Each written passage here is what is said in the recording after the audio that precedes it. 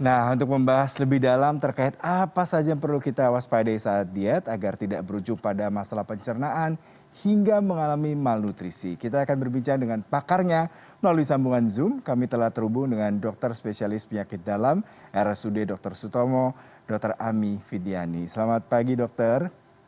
Terima kasih sudah. Pagi, Ya, Mas. baik.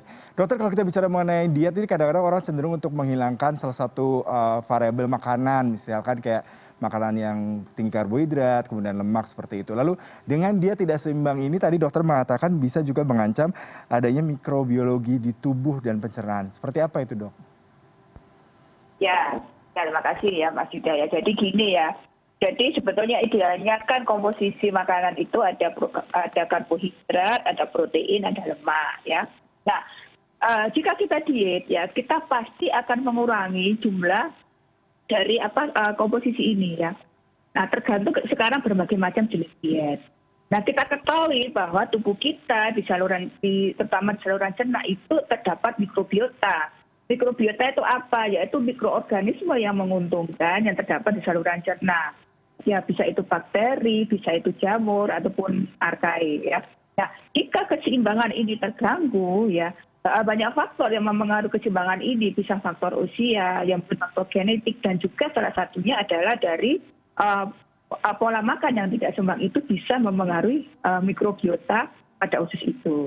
Sehingga jika kita mengikuti diet, ya entah diet apapun, ya tetap harus kita perhatikan komposisinya.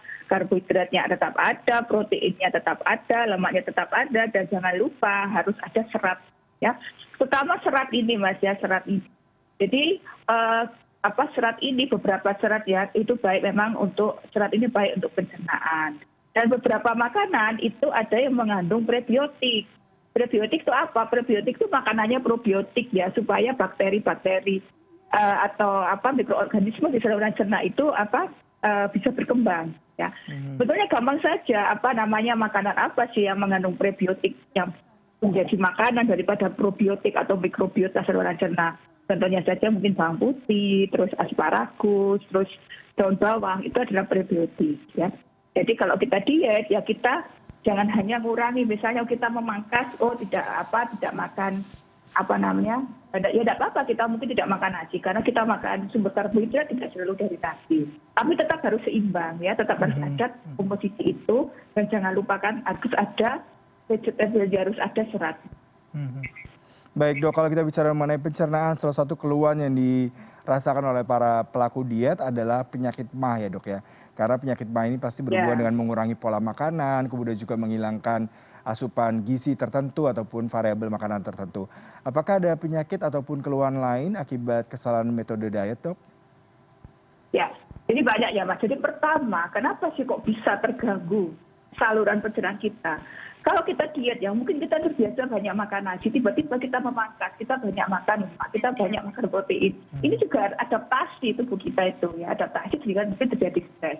Keluhan-keluhan apa saja yang membuat kalau kita kalau kita berdiet yang mungkin tidak sesuai ya, bisa juga di sini terjadi gangguan lambung ya.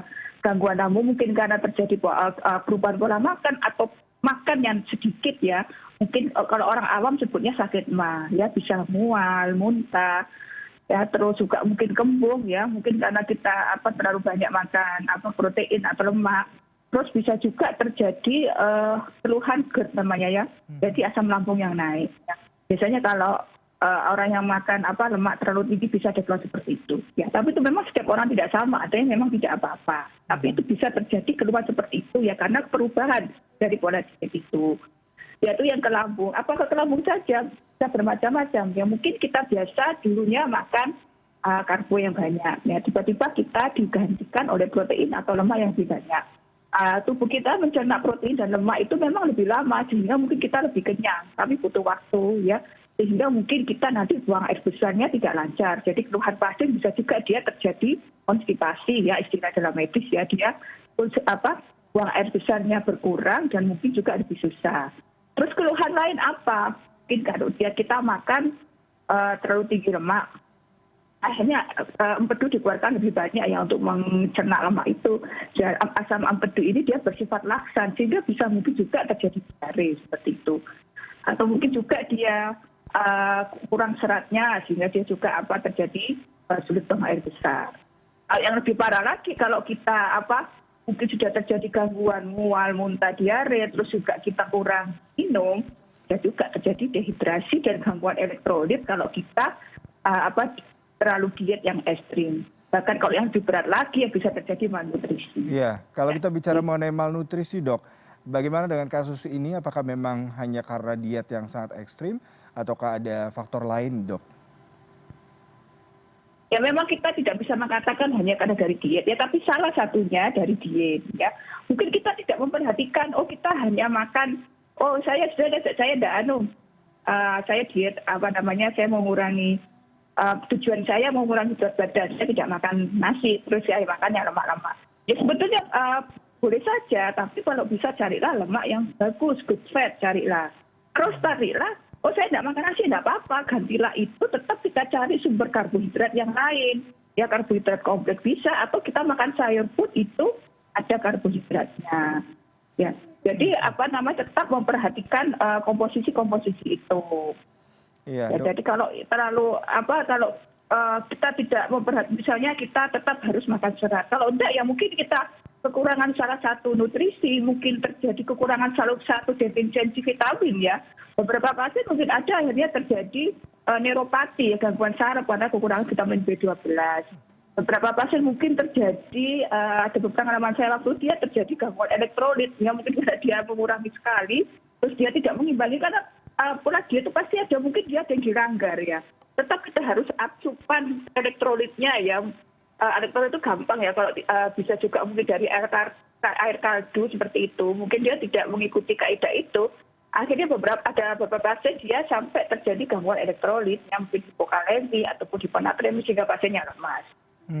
Dokter, kalau tadi dokter katakan menghilangkan salah satu kandungan makanan yang dibutuhkan oleh tubuh itu bisa berakibat banyak hal seperti malnutrition, kemudian juga kekurangan elektrolit, kemudian juga adanya gangguan neuropati. Apakah memang ketika ada kehilangan beberapa asupan gizi tersebut, dietnya harus dirubah dok, ataukah orang tersebut akan kembali harus makan normal? Prinsipnya kalau kita diet carilah yang memang kita nyaman ya. Tujuan kita diet itu apa ya? Tidak sekedar hanya ingin cantik dan ingin kurus ya. Tapi juga kita harus sehat ya. Dan juga kita harus nyaman sesuai, kita cocok dengan diet itu, kita bisa mengikuti dan itu untuk seterusnya, jangan nanti seminggu selesai nanti kembali lagi ya. Jadi cari ya yang kita bisa mengikuti itu seterusnya. Dan pasti kalau kita saya mengenal beberapa macam diet ya, itu pasti mungkin kalau ada yang gagal atau ada yang mungkin terjadi malnutrisi, itu berarti ada salah satu yang dilanggar. Dok, apakah dengan diet selain mengurangi pola makan, kemudian juga adanya nutrisi tambahan ataupun mungkin obat-obat penambah untuk meningkatkan metabolisme tubuh dan juga untuk mengurangi nafsu makan itu masih dianjurkan dok, meskipun misalkan mereka berkunjung ke nutrition? Ya, jadi untuk diet yang baik ya Mas, kita tidak hanya memang pertama dari yang penting itu adalah lifestyle ya.